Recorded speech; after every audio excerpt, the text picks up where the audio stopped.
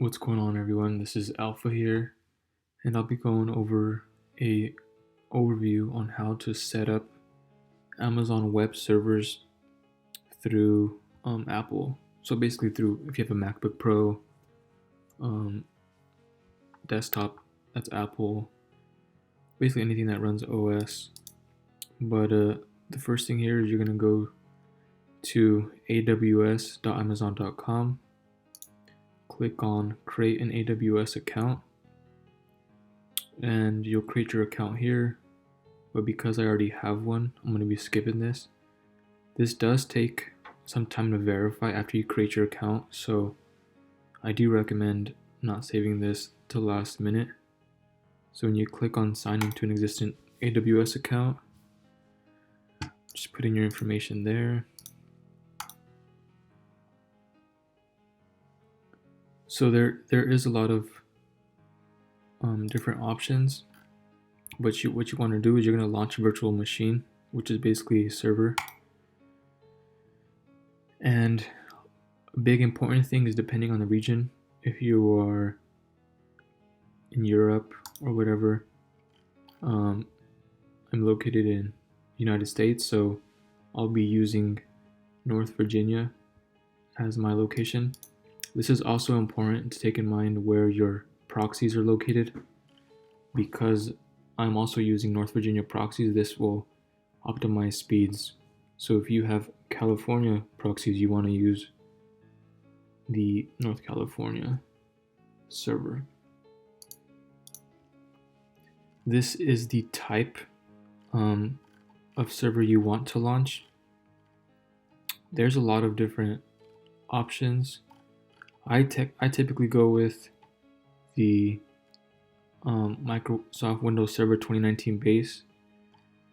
These ones with SQL are a little more expensive, so I don't think there's any reason to select those.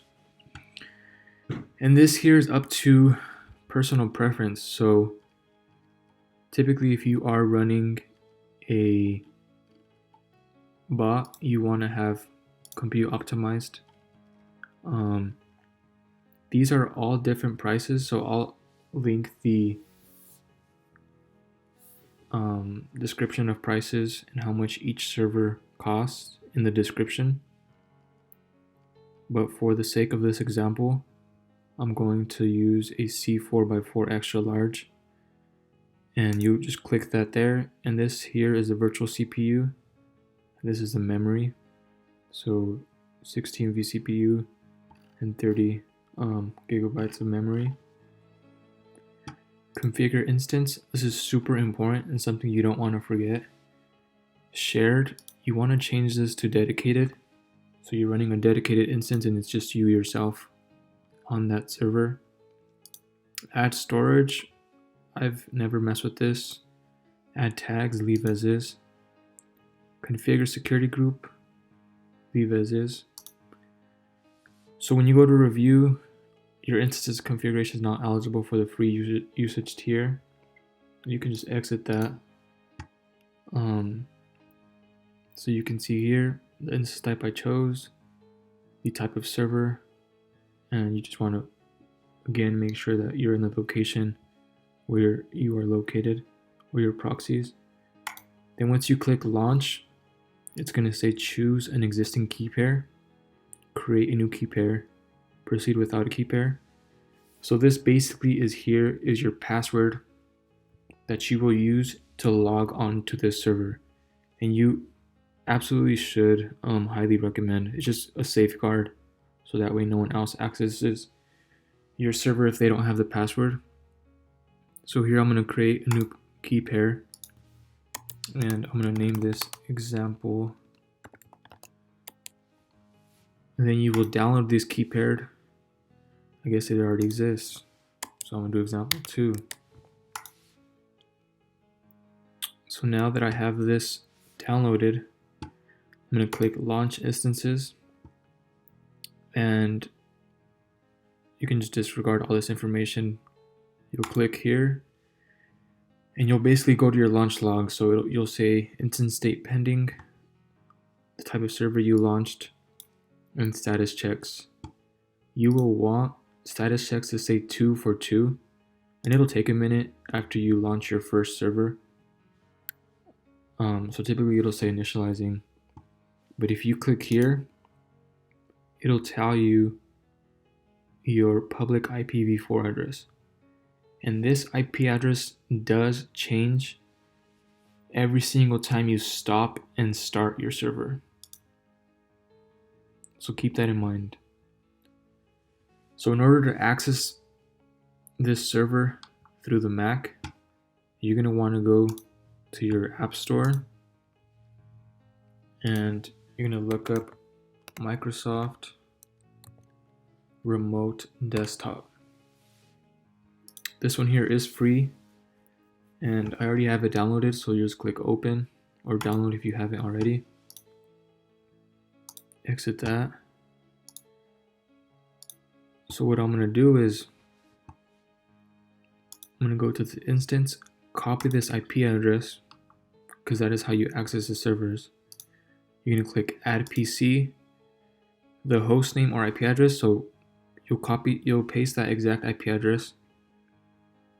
User account. So the user account is going to be the password.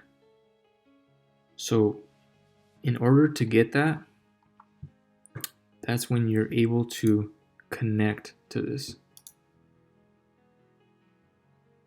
So once this has 2 for 2 checks, you'll be able to connect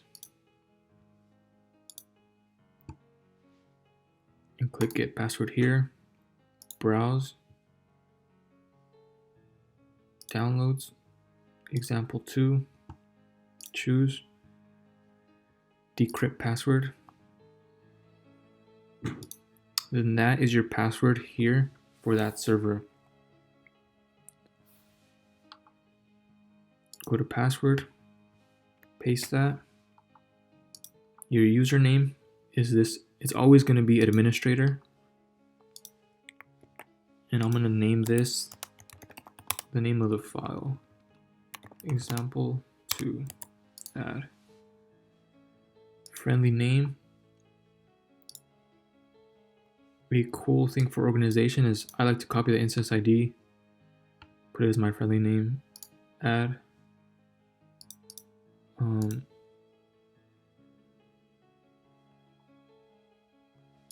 So here I have, I'm going to move this to my example.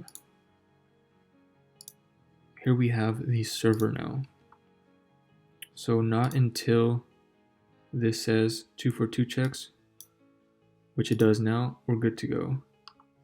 So basically just double click it, continue.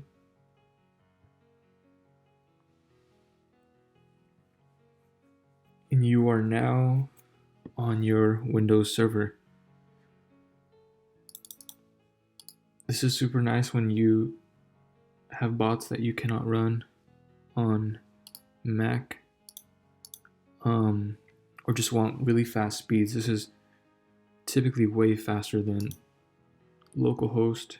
Just allows you to run more tasks and things as such. So there's a few things you want to do on your server before you download bots. So the first is you're going to click on this Windows Start, go to Server Manager,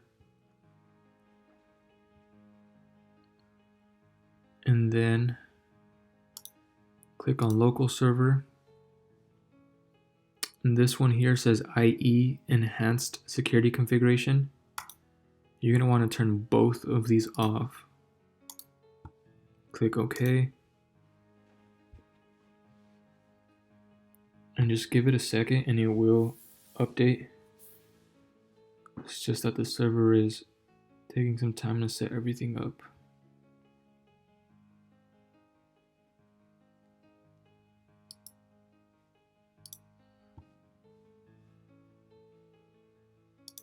So then once that's done, there it is. Go to your dashboard, click on add roles and features. You can just click next, next, next, next. So you basically click next 4 times, and then you'll want to install this .NET Framework 3.5 features. Next, and then install. This doesn't require your server to restart, so you can do this and set up your bot right after. By default, your server does not have access to the volume on your computer, so you can just right click that and then sounds, and you just enable it. Click OK, and there you have it. So once this is installed, that's everything you need to do in terms of the setup. So you just go here, download Google Chrome, download your bots, or whatever you need to do. One key thing though, keep in mind is AWS is very likely to be banned on a lot of the sites you'll be going after. So do not run localhost, just a little pro tip. So once this is installed, you'll then, I'll show you how to disconnect and shut down the server, which is super important.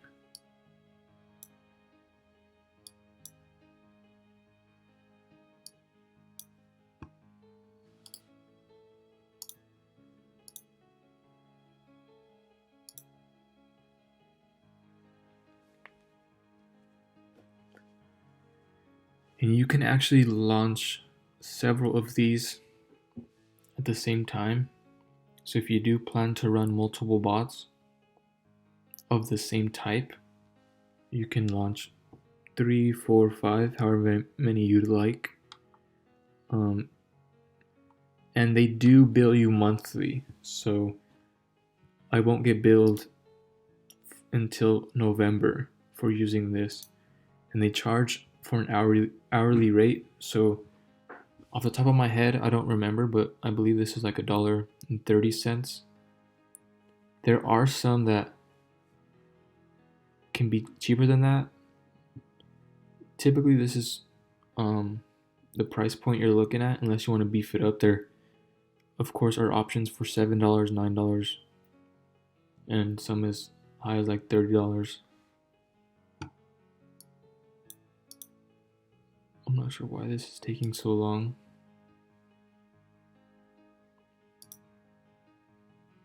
Installation succeeded. Cool. So we'll close that. Close that.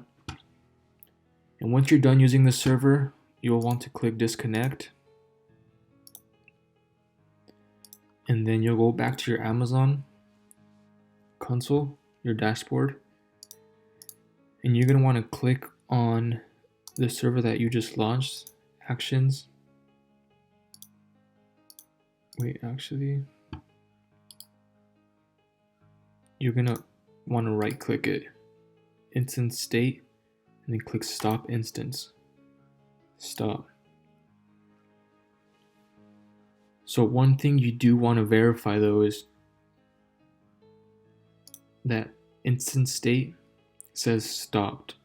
I always like to wait a couple extra 30 seconds or a minute, however long it takes, just to make sure that it is stopped, because a common mistake that people do is leave that run, and when they do, you're going to get charged.